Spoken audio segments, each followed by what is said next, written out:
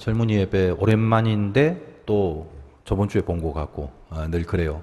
제가 이제 요즘 컨디션이 좀 안 좋아갖고 뭐 이렇게 독감같이 열 근육통 이런 게 있다가 목으로 이렇게 이전이 됐는데 그러다 보니까 역류성 식도염인가 그게 있어요. 그래서 이렇게 막 이 목 쪽에 막 그 좀 상태가 굉장히 좀 안 좋은데 가다가 좀 갑자기 쉰 소리가 나오기도 하고 그런 경우가 좀 있더라고. 여러분이 아무튼 양해를 바라시고 여러분도 건강 조심하시길 바라면서 오늘 이제 그 제사장 옷 계속 하고 있어요. 또 다른 옷. 에봇이라는 부분을 저번 시간에 이제 한번 나눠보지 않았습니까? 오늘 연결해서 이 제사장의 의복과 그 나머지 디테일한 부분을 다루겠습니다. 여러분들이 지금 이 구약 시대의 제사장의 복장에 별로 관심이 없을 수도 있습니다. 없을 수도 있는 게 아니라 뭔 관심이 있겠어요. 그죠? 그렇지만 성경이라는 게 이 내용이 지식의 데이터를 쌓으라는 게 아니죠. 메시지를 통해서 지혜를 터득하고 진리를 가르치려는 거죠. 그러니까 일단은 우리가 무슨 뭐 패션 디자이너가 될 것도 아니고 더군다나 수천 년 전에 이 복장에 대해서 무슨 알아둬야 될 그런 그 절박한 그런 마음이 있는 것도 아니고 이제 이 안에서 하나님이 뭘 나에게 메시지화 시키는 건가 이거를 잘 붙들기 바라고 또 그러기 위해서는 일단 내용을 알아야 되니까 뭐 그림 있으면 하나 띄워주시면 이제 그림을 참고를 하시면 되겠습니다. 저게 이제 제사장 복장인데 특별히 대제사장의 이제 복장입니다. 그 옆에 이제 작은 글자로 설명이 되어 있는데 여러분의 거리상 뭐 안 보일 것 같기도 하고 대강 이제 저렇다. 저 정도 이제 감을 잡고 계시면 되는데 43절부터 다시 한번 보겠습니다. 마지막 43절. 아론과 그의 아들들이 회막에 들어갈 때에나 제단에 가까이하여 거룩한 곳에서 섬길 때 그것들을 입어야 죄를 짊어진 채 죽지 아니하리니 그와 그의 후손이 영원히 지킬 규례니라. 그러니까 이거 좀 겁나는 얘기죠. 우리는 아무 관심도 없는 복장이지만 당시에 아론과 아들들, 아론은 최초의 대제사장이고 그 아들들이 제사장이 됩니다. 그 제사장들이 이 옷을 입지 않으면 제대로 입지 않으면 뭐예요? 죽음을 당한다. 이런 얘기를 하는 거예요. 옷에 뭐 마법이 걸려 있어서 그런 게 아니겠지. 옷에 상징화되어 있는 정신이 중요하죠. 근데 그런 정신으로 저 옷에 깃들여진 정신으로 제사장 사역을 하지 않으면 죽는다는 말입니다. 이제 또 여러분들 중에는 난 제사장도 아니니까 남 일이다. 다른 제사장 일이구나. 이렇게 여기는 분이 있으면 안 돼요. 예수님 이후 시대에 우리는 다 뭐다? 예수를 믿는다는 것 자체가 왕 같은 제사장이 됐다. 이렇게 이야기를 하지 않습니까? 그래서 여러분 모두가 영적으로 다 제사장의 신분을 갖고 이 세상을 살아가고 하나님은 여러분을 제사장으로 여기신다라고 선포를 하셨죠.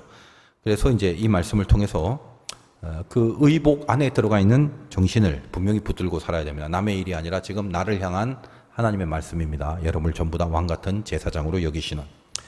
아담이 범죄를 한 후에 이제 그들이 만든 그 무화과 나무 잎의 옷 그걸로 죄가 가려지지 않죠. 근데 죄라는 건 드러나면 하나님의 공의 앞에서는 죽는 것밖에는 없는데 하나님이 친히 안 죽이시고 스스로 가죽 옷을 입혀 주셨죠. 그것도 하나님이 아마 디자인을 하신 것 같은데 오늘도 제사장의 옷을 친히 하나님이 디자인해 주십니다. 이 옷을 입어야 살 수 있다는 것은 이 옷을 통해서 우리를 살리시려는 하나님의 마음이 들어가 있다는 것을 알게 됩니다. 자, 근데 이제 여러분들이 하여간 그냥 이렇게 성경을 쭉 읽으면 잘 모르고 또 이해가 안 되는 부분도 많잖아요. 그리고 인터넷 같은 걸 이렇게 또 봐도 자세히 보거나 어떤 전문적인 것들에 대한 내용을 전문적으로 설명해 놓은 곳이 아니고서는 제가 이제 군데군데 설명이 있더라 하더라도 인터넷의 자료라는 게 어떤 뭐 자료 하나가 돌면은 처음부 다 똑같이 그걸 갖고 갖다 그냥 출처도 안 밝히고 갖다 뺏겨다 써버려요. 그러다 보니까 똑같은 게 굉장히 많은 거죠. 그러니까 분량은 많은데 다 비슷한 내용들이라서 뭐 그런 것들을 이렇게 읽어보면 입체적인 개념을 잡기가 어려운 게 사실이고 읽어보더라도 이게 선명하게 개념이 어떤 거다라는 걸 잘 이해하기가 힘듭니다.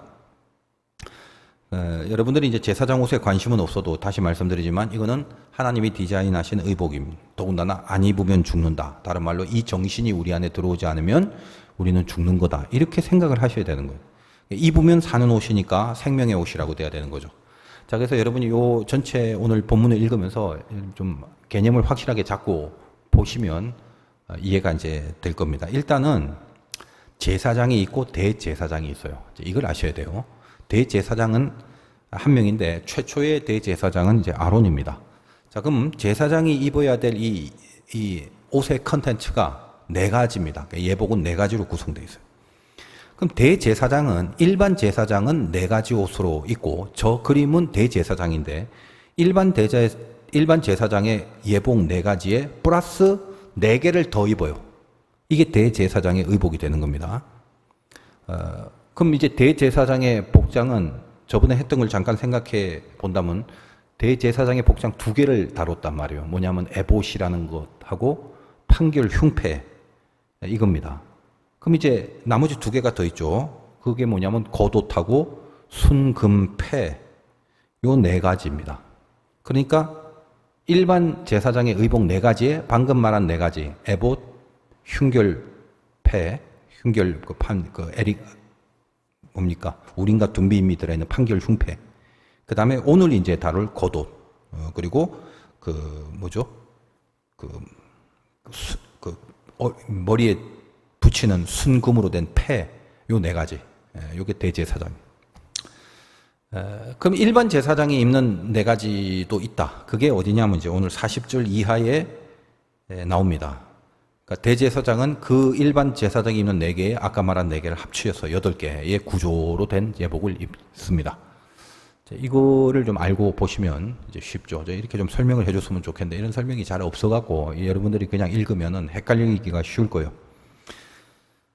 그럼 이제 당연히 대제사장보다는 조금 더 심플한 제사장의 기본 예복 네 가지 이거부터 살펴보고 대제사장으로 가는 게 순서상 더 이해가 쉽죠. 그래서 일반 제사장의 의복이 40절부터 시작되기 때문에 그 40절 한번 보겠습니다.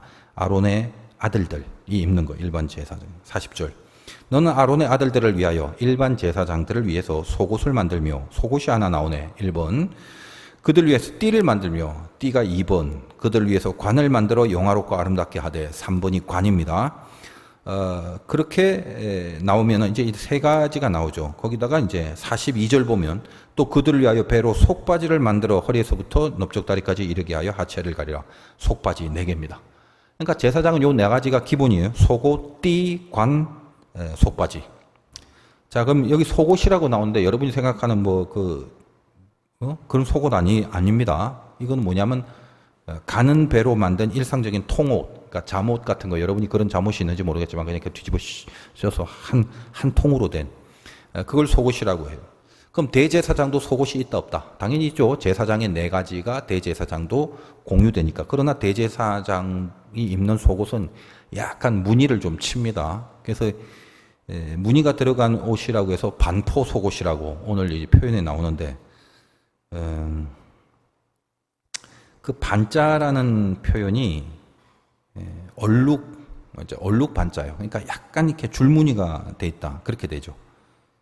39절 보세요. 너는 가는 배로 가는 배실로 반포 속옷을 짜고 가는 배실로 관을 만들고 이렇게. 그러니까 이건 지금 대제사장의 복장 규례니까 약간 좀 그래도 제사장보다는 차이를 뒀다 이겁니다.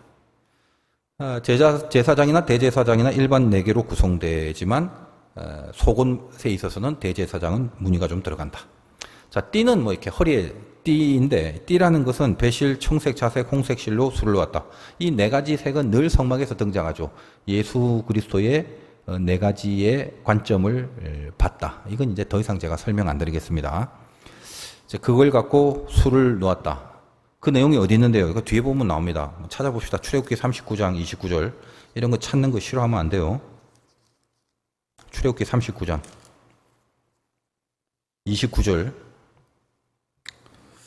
가는 배실과 흰색이죠. 청색, 자색, 홍색 실로 그러니까 네 가지 색 수노와 띠를 만들었으니 띠 허리띠 같이 여호와께서 모세에게 명령하신 대로 하였더라. 그래서 여기 이 띠에 대한 색깔이 조금 더 자세하게 나오게 되어 있습니다. 자, 관이 있죠. 그럼 관은 뭐 머리에 쓰는 건데 이것도 배실로 만들었고 우리가 이제 보통 그 중동 사람이 쓰는 그 머리 터번이라고 하나 알죠? 이렇게 둥그렇게 뭐 쓰는 거. 그거하고 비슷한데, 그러니까 영어 성경에는 터번이라고 돼 있어. 둥글게 감았습니다. 근데 이 40절 본문 뒤에 보면, 그러니까 이런 옷들을 만들어 놓고 뭐라고 하냐, 영화롭고 아름답게 한다 그랬죠. 자, 속옷, 띠, 관, 그리고 저 밑에 이제 속바지. 뭐 그런 것도 있고. 이게 뭐다? 이렇게 입혀서 어떻게, 뭘 추구하냐? 영화롭고 아름답게 한다. 이런 표현이 되어 있습니다. 아론이 대제사장이고 그 아들들은 그냥 제사장인데 기본적으로 지금 이제 이 세 개는 있고 그 다음에 42절에 속바지 하나 더 나와갖고 합해서 네 개인데 이 속바지의 용도가 뭐냐면 아까 그 42절 읽어보면 하체를 가린다.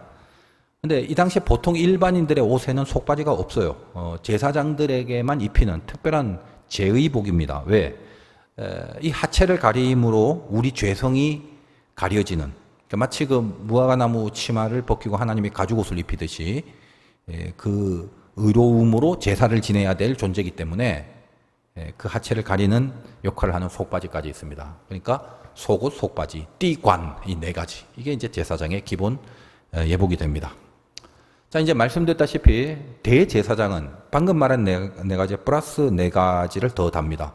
그 중에 그 두 가지는 애복과 판결 흉패는 했잖아요. 앞 시간에. 남은 두 개인 겉옷. 그게 이제 31절에서 35절까지 오늘 본문.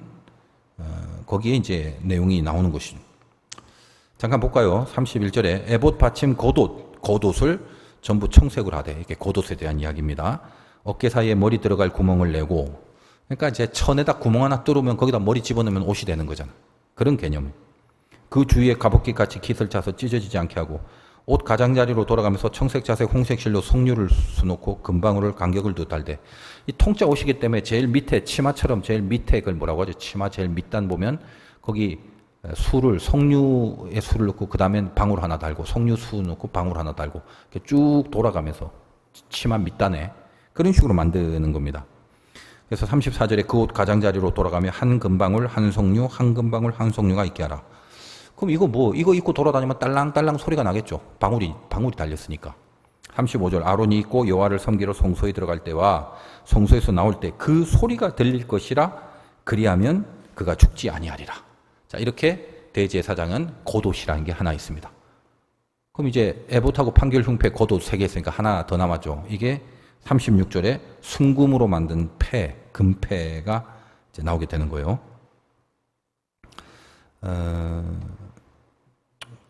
어떤 자세한 그 디자인이 어떤지 이거는 여러분이 뭐 자세하게 다 알 필요는 없지만 왜 그런 게 있는가에 대한 그 정신을 그것만 좀 알면 되는 것입니다. 제사장이 이제 움직일 때 방울 소리 나라고 달아놓은 건데 안 죽고 살아있구나 그런 판단. 지금 제사장은 뭐 하는 게 제사장이에요? 하나님을 만나서 백성들의 죄를 속죄하는 그 제사를 지내야 되는데 근데 만약에 제사장이 방울 소리가 안 들려 그럼 뭐다? 이건 뭔가 잘못해갖고 지금 죽었다죠.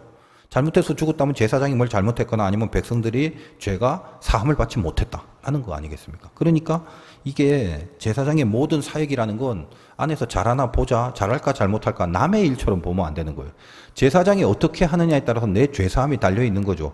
제사장이 죽었다는 건 곧 내가 죽는 것과 똑같은 거다 이 말이지. 그러니까 민감하게 방울 소리가 있는지 없는지를 계속 보고 듣고 그렇게 되겠지. 남의 일이 아니니까.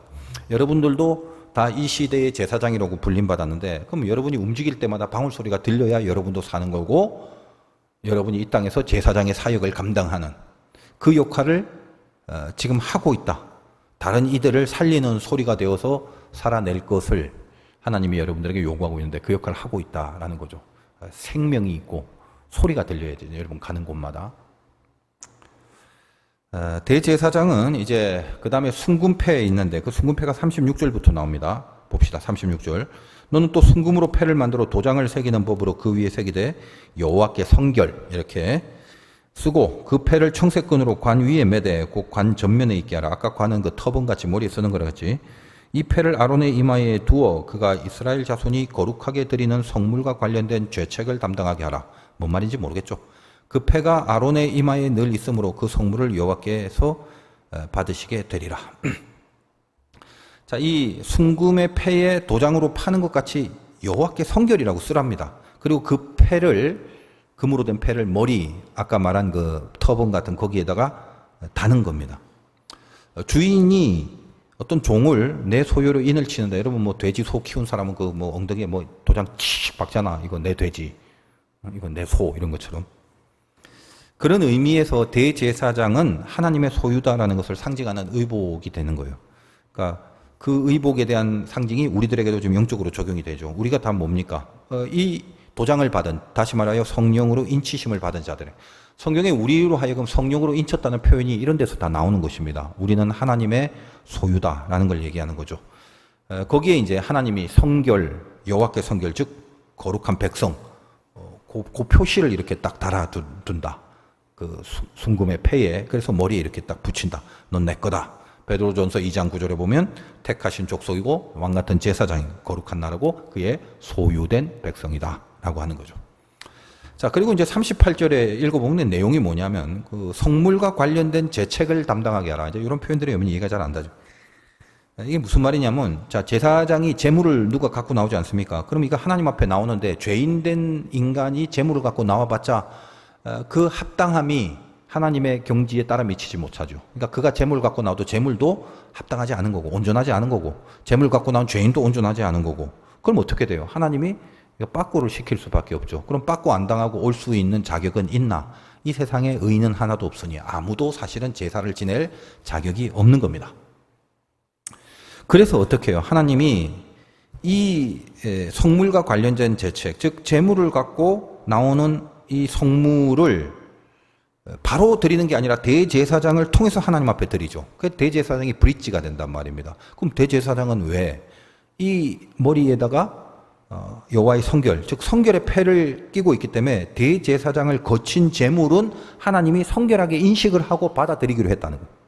이건 뭐 어려운 게 아니죠. 예수 그리스도가 우리를 대신한 영적 대제사장이 되고 우리의 죄된 모습으로 하나님 앞에 나아갈 수 없으니까 예수를 거쳐서 나가게 되면 우리의 죄에도 불구하고 하나님이 우리를 성결하게 도장 찍어서 내 소유, 내 백성, 내 나라 이렇게 인정을 하신다라는 이야기입니다. 그러니까 이 복음의 내용이 이 당시에 이 성막의 구조와 대제사장의 의복과 제사의 사역의 모든 것에 이렇게 다 숨겨져 있는 그런 내용이 되는 것입니다. 자, 뭐 이 정도의 내용들이고 오늘 이제 조금 우리가 메시지를 통해서 주목해야 될 부분이 40절인데 40절을 다시 한번 볼게요. 너는 아론의 아들들을 위해서 속옷을 만들며 그들을 위하여 띠를 만들고 관을 만들어 그 다음에 어떻게 영화롭고 아름답게 한다. 이렇게 하나님의 의복을 이렇게 일일이 다 디자인하고 엄격하게 이제 입으라고 하시는 이유가 뭐냐? 영화롭고 아름답게 하려는 거다. 영화롭다는 것은 이게 이제 영광이란 단어와 같아요. 카보드란 단어를 쓰는데 제사장의 그럼 영광이 뭡니까? 제사장으로 하여금 영화롭게 한다. 그러니까 제사장 멋있어. 딴 사람보다 그 옷이 말이야. 좀 화려하고 좀 명품이다. 야 뽀대 난다. 이걸 영화롭다라는 게 아니라 제사장이 제사장으로서 역할을 잘 하는 것이 이걸 영화롭다라고 부르죠. 여러분은 지금도 아마 학생들이 중고등학생들이 교복이 아마 있지. 요즘 아마 다 있어요. 학교마다 좀 다르겠죠. 근데 교복 제도라는 것도 하도 많이 바뀌어갖고 제 때에는 그냥 다 똑같았어요. 교복이 공이 전국에 있는 모든 중학교 고등학교 교복이 다 똑같아. 시커먼 까마귀 같이. 남자들은 여기 뭐 목에 약간 올라오는 후드 이런 거 있고 모자 이렇게 쓰고 그냥 이렇게 마크하고 명찰만 학교마다 달랐지 기본적으로 검은색 그 교복 영화에서 좀 많이 봤잖아.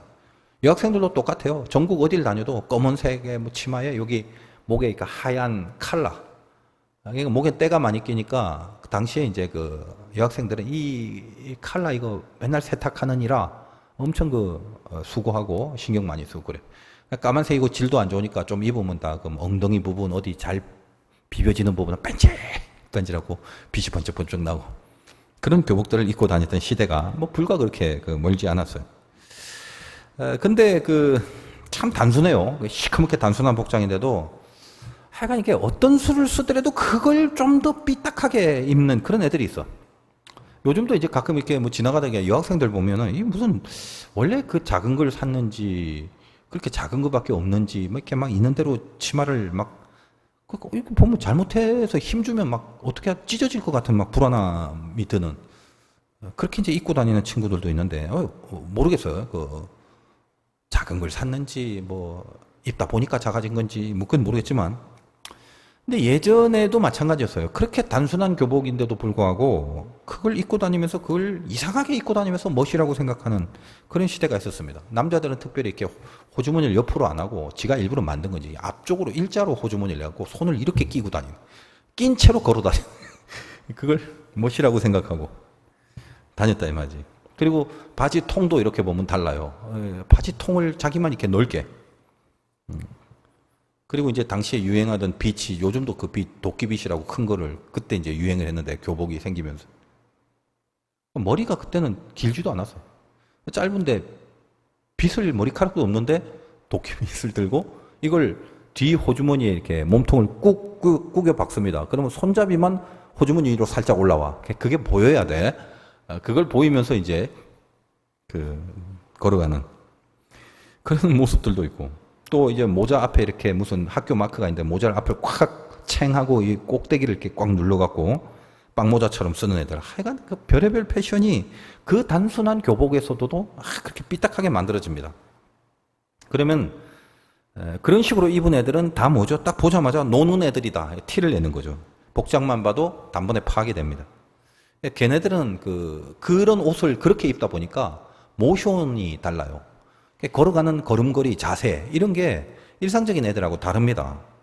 왜 다를까? 그 걸음걸이를 나름대로 혼자 연습을 해야 돼요, 그거를. 그래서 언젠가 이렇게 봤더니 건물 뒤에서 어떤 애가 뭐 도끼비 꽂고 막 걸음걸이 연습을 하고 이래. 쳐다보면서 자기 걸음을 안짱다리를 해가면서 이렇게 걸어가는 자세. 참 열심히 삽니다. 연습하고 공부를 그렇게 했으면 참 잘했을 건데. 사람마다 그렇게 그 열심을 내는 관심 분야가 이렇게 달라요. 근데 제사장도 마찬가지다. 의복이 정확하지 않으면 뭐다? 그냥 좀 재밌게 말하면 이 노는 제사장. 그 말은 하는 겁니다. 학생이 교복을 제대로 입어야 성실하게 공부를 하는 학생이지. 학생이 딱 복장이 삐딱하다면 벌써 이게 정신이 삐딱한 거, 이건 노는 학생이 학생으로 취급을 안 하는 거죠. 그 성경에도 사실 제사장 중에 노는 제사장들 꽤 나왔죠. 그 술 취해서 막 마시고 지가 좋아하는 고기 따로 빼갖고 안심, 등심, 티본 이런 것만 빼서 혼자 지가 먹고, 제사장 중에 정해진 불을 사용해야 됐는데 그 불 말고 편한 대로 지멋대로 불을 사용. 그런 식으로 노는 제사장들 많았죠. 어떻게 됐어? 다 죽임을 당했지 않습니까? 뭐 여러분 알다시피 홈리, 비너하스 같은 유명한 사람들 처음 듣는데요. 한 사람 성경 좀 읽어보시기 바라고. 복장에 정신이 들어가 있는 거예요. 여러분 목사님들도 보통 이제 낮 예배 때 저도 입습니다. 가운에 스톨 걸잖아요. 스톨 뭐 어쨌든 빨간색, 초록색 이런데 좀 멋있으라고 거는 건데 그거 아니죠. 이 스톨이 주는 정신이 뭐예요? 멍에, 소의 멍에. 하나님 앞에 메인 종이다 이런 뜻입니다. 그러니까 이걸 입을 때 종된 마음을 가지라는 거죠. 폼이 아니라. 근데 이상하게 이것만 이렇게 매면은 이렇게 처진 어깨도 이렇게 꼿꼿해지는 이상한 사람들이 있어요. 그건 이제 이 스톨의 정신을 잘 모르는 거지. 나는 하나님 앞에 매여 사는 종입니다라고 바짝 엎드려야 되는데, 제사장이라는 건 결국 그 의복을 통해서 뭐다? 오늘 말씀드린 영화롭고 아름답다. 영광이 선포돼야 아름답다라는 거예요. 이 옷이 뭐 얼마짜리고 얼마나 화려하냐 이런 게 아니라 그걸 통해서 영광이 드러나야 아름답게 된다. 그겁니다. 자, 그러면 영광이 뭐야? 학생이 교복을 잘 입으면 공부를 열심히 하는 것으로 학생의 영광이 있듯이 제사장은 제의복을 입고 잘 입고 정확하게 입고 제사를 잘 지내야 된다는 거예요. 그걸 영광이라고 하죠. 그래서 제사를 잘 지내는 것, 제사로 잘 연결해주는 다리의 역할을 잘하는 것, 그것이 영화롭다라고 표현하는 것입니다. 그러니까 여러분이 지금 왕같은 제사장이니까 여러분 인생도 어떻게 살아야 돼? 하나님 앞에 영화로운 삶이 돼야 되고 하나님의 영광이 선포되는 삶을 살아야 되는 거죠. 그 뻔한 얘기 아니겠습니까? 그냥 이렇게 뭐 참 심심하고 답답하면 이렇게 누워서 하늘을 이렇게 보고 천정을 보고 생각해봐. 왜 사냐? 그 왜 사냐라는 질문이 굉장히 중요하다고 제가 수련회 때도 말씀드렸죠. 그러니까 여러분은 정해져 있어요, 성경에. 여러분이 하나님을 믿고 산다면 정답은 하나입니다. 왜 사냐? 영광을 위해서 하는 겁니다.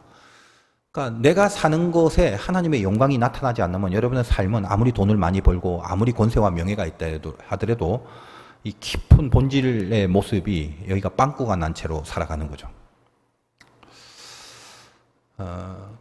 그럼 여러분이 언제 충만함이 되고 만족감을 얻을 수 있냐면, 아유, 저 돈만 있으면 만족해요. 지금 다 그렇게 생각하고 있는 친구들이 있을지 몰라도 그건 덜 된 사람이고, 진짜 여러분이 나중에 성숙해서 인생의 만족을 구하게 되는 경지는 목적에 부합한 존재가 될 때입니다. 이 마이크가 제일 만족스러울 때는 이 음성을 제일 크게 잘 확장시킬 수 있는 거기에 쓰임을 받아야 만족이 있거든. 이건 지금 뭐 생명이 없는 기계라서 만족이라는 느낌은 없겠지만 인간도 마찬가지죠. 나를 통해서 하나님의 영광이 드러난 그 순간이 가장 큰 기쁨과 만족이 되는 거예요. 이거는 말로 한다고 해서 여러분들이 끄떡이고 그렇게 될 거야 혹은 그렇게 되고 있어 이러진 않죠. 여러분의 믿음이 정말로 생겨지고 정말 하나님의 영광을 바라는 경험들을 해야 거기서 여러분의 참된 기쁨들 이런 걸 느껴야 이제 비로소 알게 되는 그런 경지입니다. 그러니까 여러분도 어떻게 해야지 영광인지를 잘 생각해 봐야 된다는 거예요. 뭐 여러분 뭐 이 중에는 진로, 진학, 뭐 회사, 뭐 돈 버는 거 얼마나 많아. 앞으로 결혼도 해야 되고 뭐 지금 사귀고 있는 건 헤어질까 만날까 뭐 고민도 하고 갈등도 해야 되고 수많은 걱정거리들이 있는데 그런 모든 걱정거리들을 하나하나 다 해결하기 전에 총체적으로 나는 무엇을 위하여 살아가는 거가 이 스탠스가 확실하지 않으면 그 다음에 벌어지는 많은 고민과 생각들은 정답을 찾기가 힘들어져요. 그러니까 여러분은 항상 제일 중요한 이런 본질적인 질문에 대해서 내 나름대로의 정답을 갖고 시작을 해야 되는데 내가 영광을 위해서 살겠다라는 것에 동의하지 않는다면 그 다음부터는 여러분이 무슨 생각을 해도 그건 다 똑같아. 다 세상 생각이야. 일단은 그 동의를 해야 돼. 나는 하나님의 영광을 위해서 살기로 했다. 근데 이거를 포기하지 않는다. 내가 이것만큼은 분명하게 한다. 이 진심만 있으면 돼요. 비록 그렇게 살 수 있는 실력이 아직 없다 할지라도 내 속의 중심과 진심은 난 영광을 위해 산다. 그럼 어떻게 해야지 영광을 위해 사는 거냐? 여러분의 인생이 무슨 바란 대로 잘 되고 잘 나가고 잘 풀리고 잘 벌고 역시 교회 열심히 다니고 예배 잘 되니까 잘 되더라. 이 말을 듣게 함으로써 하나님이 여러분을 보고 내 제사장, 왕 같은 제사장, 영화롭다, 아름답다. 이러냐 말이에요. 그게 아니죠. 그러면 하나님 편에서는 그거예요. 나를 부를 수밖에 없는 모습으로 된 거. 너희가 나를 부를 수밖에 없는 제사장이 하나님을 요청하죠. 백성들이 제사를 드리려는 거 하나님을 만나러 가는데 그 가운데서 제사장의 역할이 있죠. 그 간절한 요청, 그 만남, 그 랑데뷰를 이끄는 그 에너지, 오직 그 목적을 갖고 있는 그것 자체가 뭐다? 영화. 이걸 제사장의 영광이라고 한다 이 말. 그러니까 뭐냐 하면 하나님하고 여러분이 부를 때가 있어요. 딴 데 안 가고 여러 군데 가봤지만 잘 안 되니까 그래서 많이 맞아야 돼 사실은. 한두 번에 쉽게 해결하면 여러분들은 영광스럽지 못해. 아주 그냥 되도록이면 빠른 시간 안에 팍상 망해야 돼. 철저하게 망해야 돼. 목사님 왜 이렇게 저주를 하십니까? 아니 저주가 아니에요. 하나님 안에서 여러분이 망해야만 반드시 하나님 앞에 진짜 신앙을 갖게 되는 거예요. 예, 적당히 혹은 덜 망해서는 정신 못 차려요. 확실하게 망해야 돼. 그런데 그러고 나서 어떻게 되냐? 정말 하나님의 자녀라면 망한 채로 잘라버리는 게 아니라 그 망한 그 순간에 바닥을 치는 순간에 하나님을 찾게 돼 있어요. 이게 하나님의 자녀거든.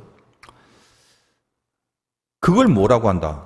하나님을 부를 수밖에 없는 모습으로 되는 것을 성경에서 영화롭게 한다라고 하는 겁니다. 그러니까 이 영광의 개념을 잘 알아야 돼요. 하나님은 우리로 하여금 영광을 받는 조건이 이게 우리 생각과 많이 다릅니다. 그래서 늘 이렇게 TV 같은 데 보면 뭐 상 받고 뭐 1등하고 뭐 이래갖고 영광을 돌립니다라고 하는데 나는 그 말이 이해는 되고 뭐 나쁜 건 아닌데 어떤 본질적인 부분에서의 의미를 좀 알았으면 좋겠다는 거예요. 그러면 그 사람만 영광이 되고 뭐 상 못 받은 사람은 영광을 못 드리는 존재야? 그건 아니잖아요. 그러니까 이 개념을 잘 파악을 할 필요가 있는 거죠. 하나님의 생각이 뭐예요? 하나님은 우리를 자녀로 봐요. 그러니까 자녀들이 나를 찾는 거, 그걸 통해 영광 받으시는 겁니다. 이걸 부모의 마음이라고 그러죠. 여러분 이제 여러분의 부모들이 다 있고 앞으로 여러분이 이제 부모도 되겠지만 부모가 기뻐할 때는 뭐 때문에 기뻐하죠? 부모로서의 대접을 받을 때 기뻐하지. 그래서 뭐 전화 한 통 더 하고 연락하고 이게 사실은 부모에겐 기쁨이 된다는 거예요. 자식이 잘 돼갖고 부모에게 뭐 용돈 많이 드리면 그게 기쁘겠습니까? 물론 이제 그게 제일 기쁠 수도 있죠. 나 다 필요 없으니까 용돈만 많이 다오 뭐 이런 스타일의 부모도 뭐 있겠지만 이제 그거는 평소에 하는 얘기고 정말 부모가 원하는 건 보통 부모의 마음은 부모의 조언에 그 조언이 별거 아니더라도 귀를 기울이고 이런 모습들 부모를 찾는 모습 부모를 부모로서 인정하는 이런 모습에 부모의 부모됨이 있잖아요. 인간의 부모도 그런데 인간의 부모야 능력이 없으니까 자식이 뭐 고민을 하고 조언을 구해도 능력이 안 되면 해결이 안 되지만 하나님 아버지는 뭐예요? 전지전능하신 분인데 해결 안 될 문제가 어디 있어요? 그러니까 이 원리를 확대한다면 환난 날에 고난에 하나님을 내가 부름으로써 하나님이 그 자체를 영화롭게 해주고 우리를 영광이라고 선포해주고 은혜를 만나게 되는 거죠. 그러니까 하나님 전능하시니까 찾아가면 하나님의 전능함이 우리에게 적용되기도 하지만 이미 그 전에 네가 나를 찾아왔구나를 통해서 영광을 받으시는 분이다라는 거예요. 하나님을 찾는 모습 속에 영광이 있고 그 하나님이 문제를 그 다음에 손대 주시는 거에는 이제 두 번째 영광이 있는 거죠. 그래서 우리가 늘 잊지 말아야 될 게 뭐예요? 고난이라는 거는 없으면 사생하다. 다른 말로 하면 예수 안에 들어가면서 우리가 고난을 받는 이유는 이 고난 때문에 우리가 하나님을 찾게 되는 거다. 그거죠. 인간은 고난이 와야 하나님을 찾게 되기 때문에 하나님은 우리에게 고난이라는 방법을 사용하신다. 다른 방법 없나요? 없어요. 성경에도 그렇게 적혀져 있고 인류의 역사상 하나님은 이 방법 하나를 쓰십니다. 고난이라는 거예요. 그렇게 하나님을 찾는 인생을 살아야 비로소 어떻게 죄로 가거나 옆길로 가거나 잘못된 길로 가지 않기 때문에 하나님은 우리들에게 이 고난을 통해서 하나님을 찾게 되는 그 길로 우리를 이끌으시고 그렇게 찾아오는 자체를 영화롭다, 아름답다라고 이야기를 하는 것입니다. 그래서 이런 것들이 들어가 있는 상징이 오늘 제사장의 의복 속에 숨겨져 있고 감춰져 있는 거죠. 우리가 하나님 앞에 해드릴 게 사실은 없습니다. 그죠? 성경에 보면은 하나님 이런 표현해요. 제사의 모습으로 내가 수소의 고기를 먹으며 염소의 피를 마시겠느냐? 야, 내가 무슨 스테이크가 먹고 싶어서 제사 지내라고 그러냐? 내가 무슨 뭐 피 마시고 싶어서 그런 줄 아냐? 우리는 감사로 예배를, 감사로 제사를 드려라. 이 제사장의 역할과 그 안에 담겨져 있는 이 하나님의 마음을 안다면 모든 기도와 제사의 첫 번째 목록은 그런 의미에서 감사가 돼야 되는 거죠. 여러분이 하나님을 찾게 만들어 주신 거, 그 자체가 사실은 감사입니다. 그러니까 하나님과 인간의 커넥션이 딱 이루어지는 첫 접점 속에 뭐가 있냐? 감사예요. 그래서 성경은 감사를 제사의 제물이라고도 표현했고, 하나님이 다른 걸 받아 먹을 필요 없으시죠. 뭐 하나님이 돈이 없어요? 뭐가 없어요? 그러니까 하나님은 너희들이 갖고 나와야 될 거는 스테이크가 아니야. 감사 갖고 나와. 이 감사라는 것을 통해서 내가 너희와 접목한다. 이렇게 되는 거예요. 그래서 모든 제사, 모든 예배의 핵심, 모든 기도의 핵심, 전부 다 감사죠. 그래서 여러분 이제 보통 어떻습니까? 기도할 때 순서가 다 좀 다르겠지만 보통 뭐 대표 기도도 그렇고 여러분 개인적으로 기도할 때도 감사하죠. 감사하신 하나님 혹은 회개, 뭐 내 죄를 먼저 용서하시고 이런 것들.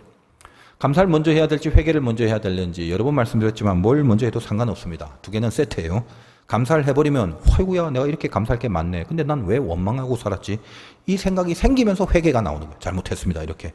회개부터 하면 내가 이렇게 잘못한 게 많은데 아직 살아있네. 숨쉬고 있네. 그래서 바로 감사가 나올 수밖에 없죠. 세트입니다. 여러 번 말씀드렸습니다만 감사나 회개가 전부 어디의 산물이냐면 우리 생각의 산물이죠. 우리 생각한다. think에서 think, 감사가 나왔죠. 회개라는 메타노이에라는 말이 뭐예요? 메타노이에. 그러니까 받고 전환하는 생각, 전환해서 돌아오는 생각인데 원래 생각이라는 게 어떻습니까? 외부에서 들어오는 정보를 내 안에서 이렇게 분석하고 종합하는 거, 이걸 생각이라고 합니다. 단지 이렇게 정보를 받아들이는 게 아니라 이 정보를 해석하는 능력까지 포함한 게 그게 생각이란 말이에요. 여러분이 믿음 생활을 잘하면 제일 발달해야 될 게 생각입니다. 생각. 여러분 감사라는 것도 생각에서 나온다. 이게 얼마나 중요해요. 그래서 성경은 범사에 감사라고 하는데 세상 사람들은 감사라는 게 조건과 상황에 맞춰서 감사하잖아. 어우 감사할 조건이 된다. 어우 재수 좋아 벌었어 이래야 감사죠. 근데 성경은 범사에 감사해라. 이 범사라는 게 좋은 일만 있나요? 나쁜 일도 있고. 그러니까 상황에 따른 감사가 아니라 어떤 상황이든지 간에 생각의 능력을 통해서 감사를 해내라는 거예요. 그 말은 뭐죠? 정보를 받아들이는 걸로 끝나는 게 아니다. 정보를 해석해서 감사해내라. 이런 말이에요. 감사는 제사의 제물이었다라는 걸 생각한다면 제사라는 건 제물이 없는 제사는 없잖아. 반드시 제사가 있어야 되지. 그러니까 하나님께 나아가는 데 있어서 제사를 지내려면 제물은 필수인데 이 감사라는 제물 없이 하나님께 나아갈 수 없다라는 것입니다. 아무리 생각해도 감사할 조건들이 없는데요. 고민을 하는데 외부에서 들어오는 정보들이 뭐 환경, 조건 이런 것들을 보면 데이터만큼은 도무지 감사할 것이 없다는 생각이 들 때가 있어요. 돈 한 푼 없지, 직장 하나도 안 되지, 뭐 연애 다 깨졌지, 몸은 아프지. 이거 어떻게 감사를 해 그러면? 그러니까 그럴 때는 데이터를 통해서 감사를 하려면 감사할 조건이 없어요. 근데 그는 정보가 그런 거지. 데이터가 그렇다는 거예요. 생각의 힘이라는 건 뭐냐? 데이터 갖고 감사하는 거는 이 제사의 제물로 드려지는 감사가 아닙니다. 이건 세상 사람들이 하는 조건부 감사죠. 하나님이 나한테 갖고 와라, 그거 들고 와라라는 감사라는 게 뭐예요? 이건 데이터가 아니단 말이에요. 생각의 능력으로 감사를 고백해내는 거지. 생각의 능력이라는 건 들어온 정보나 데이터를 내 믿음으로 해석을 해내는 작업을 하는 거예요. 그러니까 여러분이 고민과 걱정이 있다 할지라도 하나님 앞에 나가는 순간 이걸 다 뒤로 하고 제일 원초적인 것부터 감사하면서 생각을 해야죠. 숨 쉬는 거, 거기서부터 감사해야 되는 거죠. 이거 코 막고 한 5분 있으면 다 죽잖아. 근데 너무 중요한 건 내 생명에 직결되는 물, 공기 뭐 이런 것들은 여러분이 진짜 부담 없이 다 만끽을 하고 있으면서 여기에 대해서 감사하지 않죠. 그건 익숙하니까. 여러분 나이가 계속 들면요, 숨 쉬는 게 감사하다 뭐 이런 생각이 들어요. 조금 좀 더러운 말일지 몰라도 뭐 화장실에 가서 오줌 싸는 것도 감사하다는 느낌이 들 때가 있어요. 어느 때는 내게 마실 물이 있네, 이것도 감사한 거예요. 별거 아닌 것 같지만 그런 게 없으면 죽는다니까. 젊은 여러분들에게는 아직 이게 실감이 안 될지 몰라도 점점 그런 생각을 갖게 돼요. 그 감사가 결국 기본의 숨입니다. 기본의 숨. 신자가 살아야 될 숨. 감사로 숨을 쉬는 거. 생각을 계속 하는 거. 그래서 이 감사한 생각이 딱 있으면 그 다음에 이제 믿음이 생겨요. 어떤 믿음이냐? 여러분 감사하는 자에게 생기는 믿음이 인도하심을 믿는 믿음이 그때 생기는 것입니다. 인생 방황하는 친구들 보면 마음속에 감사가 1도 없어요. 그럼 길을 못 찾아. 감사가 없는 사람들은 바로 직결됩니다. 길을 못 찾아. 근데 길 찾고 있는 애들은 가만 보면 감사의 덩어리들을 이렇게 속으로 품고 있어. 감사하고 가는 사람. 왜? 이 생각의 주도권을 하나님이 잡고 있는 상태이기 때문에 그래요. 하나님의 드라이브, 하나님의 인도하심, 이걸 믿는 게 얼마나 귀중한 믿음인지 여러분 아셔야 돼요. 우리가 얼마나 해석을 하느냐, 거기에 달려있다라고 했는데, 하나님은 늘 말씀드리지만 어떤 우리들에게 보여진 현실과 사실, 이런 거 갖고 우리를 움직이지 않습니다. 우리가 해내는 해석, 이 해석을 통해 우리를 이끌어갑니다. 그러니까 이걸 제가 실체라고 늘 말하죠. 현실은 팩트고 해석은 실체고, 하나님은 현실로 우리를 이끌어가는 경우가 단 한 번도 없어. 우리의 현실은 하나님의 현실이 아니기 때문에. 하나님의 현실은 우리의 실체죠. 그러니까 하나님이 우리를 이끄는 거는 내 안에 들어온 해석을 보고 그 해석대로 이끈다면. 이런 대표적인 케이스가 여러분 알다시피 12정탐꾼 사건이잖아요. 동일한 거 봤어요. 팩트가 똑같아. 두 명이 해석이 달랐다고. 해석이 다른 이들을 하나님이 드라이브해서 가나안 땅으로 이끌어가지 10명은 못 들어가잖아. 그게 하나님의 인도하심이다. 그러니까 이 두 명은 뭐에 붙잡혀가고 있었냐면 자기가 생각하는 이 힘을 통해서 해석을 할 수 있었고 데이터를 해석할 수 있었단 말이지. 이 해석을 하나님이 봤을 때 하나님이 그들을 드라이브 한다는 거예요. 이게 하나님의 섭리에 포섭되는 요령입니다. 그 믿음이 그래서 운명이 돼. 보이지 않는 것의 증거고 보지 못하는 것들의 증거고 보이지 않는 것들의 실체고 이게 하나님의 메시지다. 그러니까 교만하지 말고 담대하게 좀 살라는 거예요.